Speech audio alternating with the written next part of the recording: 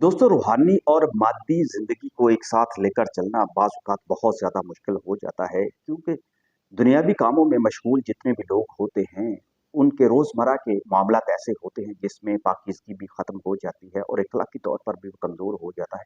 ना चाहते हुए भी उससे ऐसे गुनाह सरज़द हो जाते हैं, लेकिन वो अपनी इस कोशिश में होते हैं किसी तरह वो ज़िक्र-अज़कार करके अपनी इस मादी ज़िंदगी की इन आज़माइशों में से भी निकल जाएँ और उन्हें अल्लाह की नुसरत भी मिले और अल्लाह की मदद भी मिले और उनके अंदर तवक्कुल और तक़वा जो है वो बढ़ जाए और उनकी कामयाबियाँ जो है वो कभी रुक ना पाएँ। तो ऐसे लोगों के लिए मैं एक वो वज़ीफ़ा जो मुझे मुख़्तलिफ़ सूफ़िया कराम ने दिया और कहा कि ये पढ़ना चाहिए, इसको तजवीज़ कर रहा हूँ कि आप भी अपनी ज़िंदगी में इन अस्माए मुबारका को एक वज़ीफ़ा की सूरत में अपनी तस्बीह बनाएँ और दिन-रात पढ़ें। कम से कम तादाद जो है वो 313 है।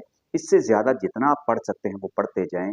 वज़ीफ़ा ये है, उसको शुरू करने से पहले आप दुरूद पाक जो है, दुरूद ख़िज़री जो है, मुझे चूँकि सूफ़िया कराम ने यही बताया, वही मैं आपको भी बता रहा हूँ कि दुरूद ख़िज़री जो है उसको पढ़ना अपना मामूल रखें। कम से कम 11 बार पहले और आखिर में पढ़ें और उसके बाद ये तस्बीह जो है इसको शुरू कर दें।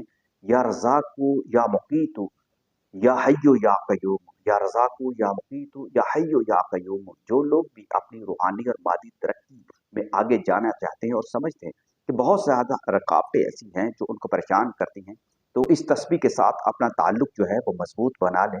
अल्लाह ताला उनकी तमाम मुश्किलात को दूर फ़रमाएगा।